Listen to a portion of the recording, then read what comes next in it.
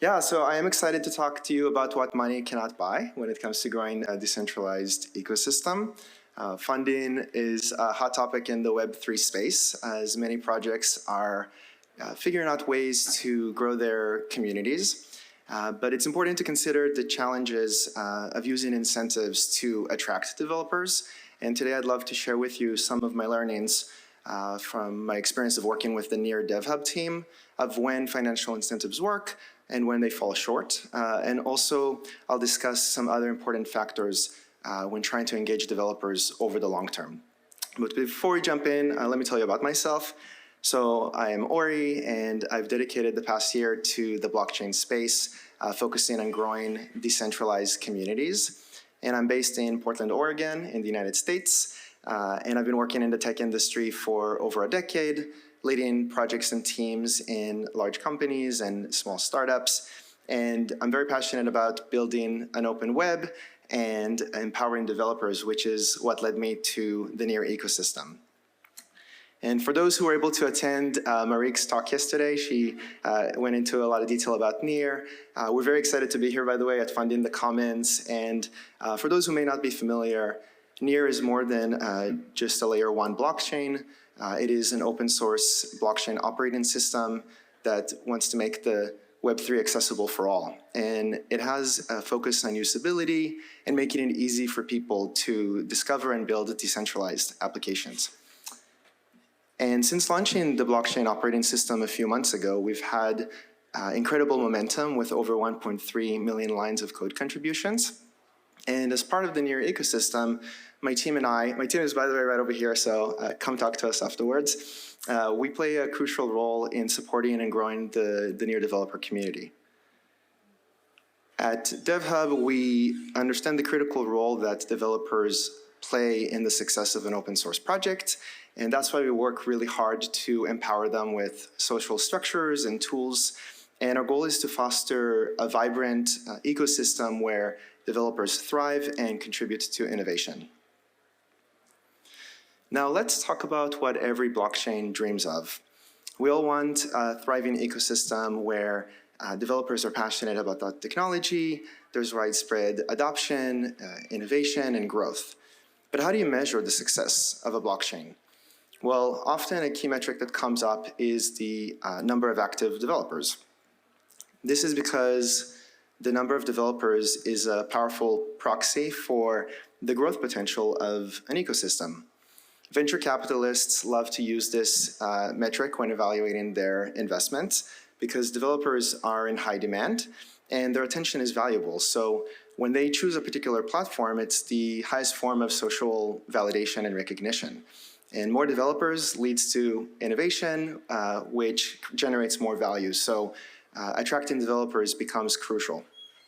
However, in the early stages, it can be difficult to build a critical mass of developers. Andrew Chen refers to this as the cold start problem, where you need a certain number of engaged developers in order to generate network effects and create more innovation. But that can take many years. So what's the solution? So many blockchains resort to financial incentives to try to jumpstart ecosystem growth. They essentially try to buy developers using a variety of tactics.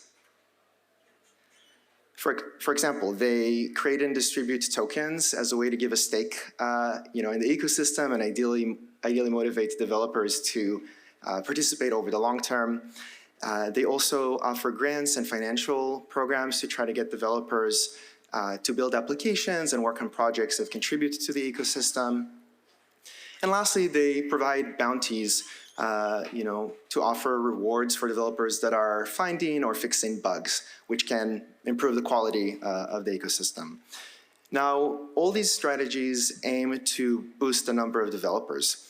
But here's the thing, when you introduce financial incentives, you tend to attract different kinds of developers. In our experience, we have found that we typically encounter these three types: opportunity seekers, mercenaries, and classic open source developers. And they all bring different mindsets and have implications to consider. So let's dive into each one. So first up, we have opportunity seekers. These are individuals and projects that are primarily motivated by the business opportunities that our ecosystem presents.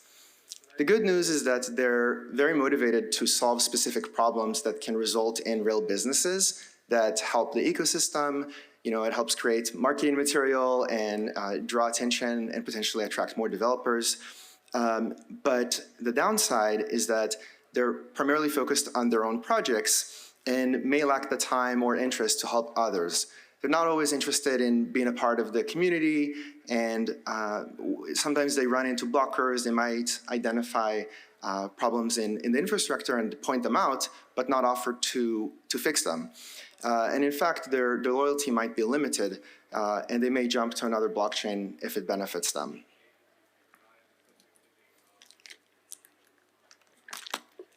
So next we have mercenaries. These are individuals with a short-term profit-driven mentality.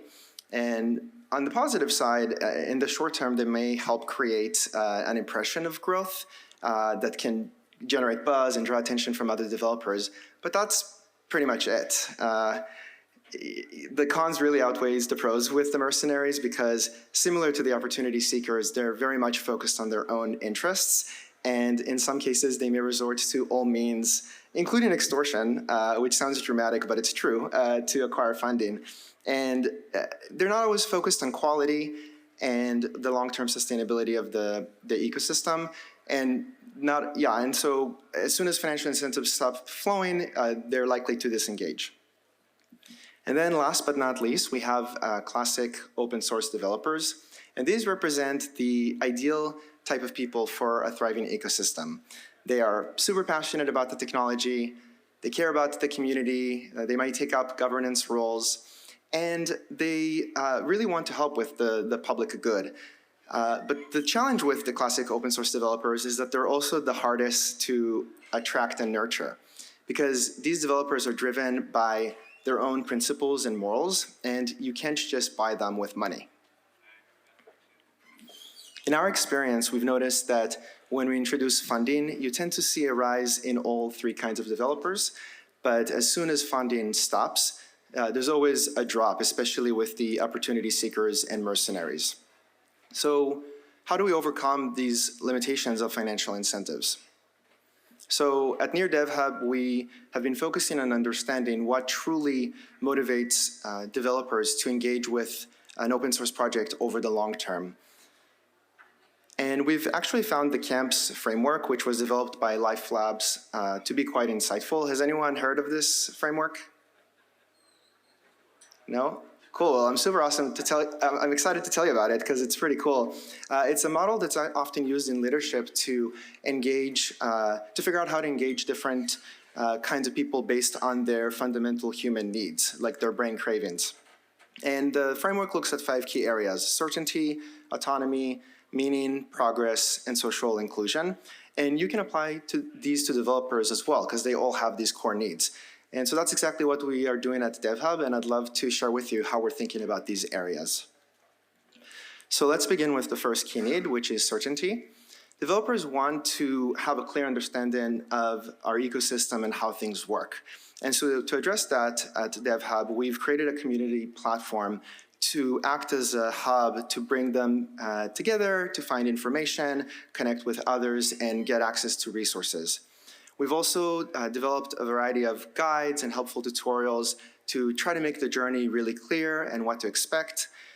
We've launched the Near Enhancement Proposal process, which we actually drew a lot of inspiration from other open source projects. And it basically creates transparency and provides a clear framework for how to participate in innovation and how to propose an idea and code it and get support. And as part of that, we've launched formal work groups who are essentially selected groups of subject matter experts who help make official decisions on proposals and ecosystem questions in various areas like protocol, contract standards, security, and so on. The next need is autonomy. Developers want to be able to go and just fix things. They want to be able to voice their thoughts and to work independently. And so to address those needs at DevHub, we've really been encouraging the formation of community groups, which are self-organized groups of people who come together around a a shared interest. And we've had over 15 groups form over these last few months that have been meeting on a regular basis to share ideas and support each other. And we've also been thinking about how to create really helpful feedback channels for folks, like whether it's office hours or Telegram channels, so that people can have a space to come and share how they're feeling.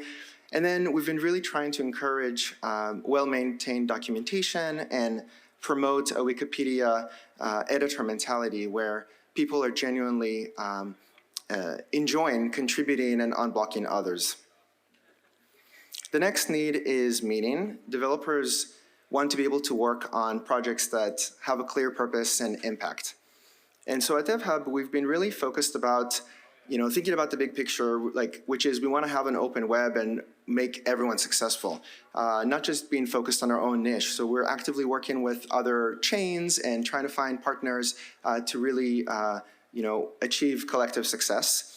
And we've also been really trying to empower the community to surface what they care about and to try to encourage them, with support. And we've come up with core values that we use to guide our actions, especially around decentralization and transparency. All right, the next need is progress. Developers thrive when they see tangible results and feel empowered in their learning and growth. And so at DevHub, we understand the importance of providing regular updates and celebrating success stories. So we try to do a weekly newsletter, we've set up a bunch of social channels, and we've been working with a bunch of different partners to help create campaigns to tell the stories of individuals and projects and try to encourage others to join as well. Also, to help scale all the various growing needs, we've developed a fellowship program, and actually Vlad, who's here, is in charge of it, so if you're interested, you should definitely connect. But basically, this program pairs experienced developers in our ecosystem with newcomers and provides mentorship to empower them with the skills they need to be able to succeed. And then we also openly share our objectives and key results to allow everyone to understand our priorities and the metrics that we use to measure our progress. Finally, let's talk about social inclusion, which is all about creating a welcoming environment where developers can connect with others and get recognized for their efforts. So at DevHub, we organize weekly social meetings and local events to bring people together. And we really believe in scrappy garage style type of events. And actually this feels very much to me like that. I feel like there are a lot of genuine interactions that are happening, and that's really what we strive to do as opposed to super manufactured kind of things.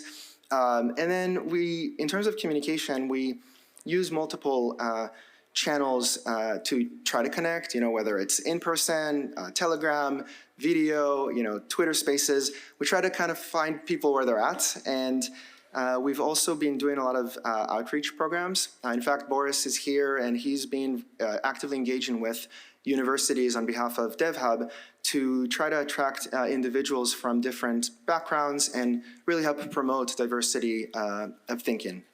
And in terms of helping with recognition, we've implemented a badge system on our platform that rewards and acknowledges people for their contributions. So this wraps up the 5 pillars of the camps model. And while money can definitely help, we believe that true momentum comes from a more holistic approach that nurtures developers and their fundamental needs.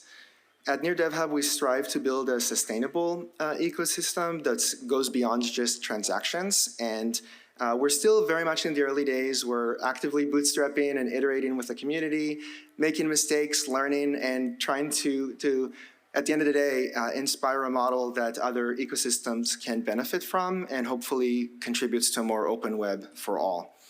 So we hope that you join us on this exciting journey. And if you want to see all of this in action, I recommend for you to check out the Near DevHub platform. And this is a great place to learn what's happening, connect with other communities, or start your own, and access resources. And you can also engage with us on our social channels. So with that, thank you very much.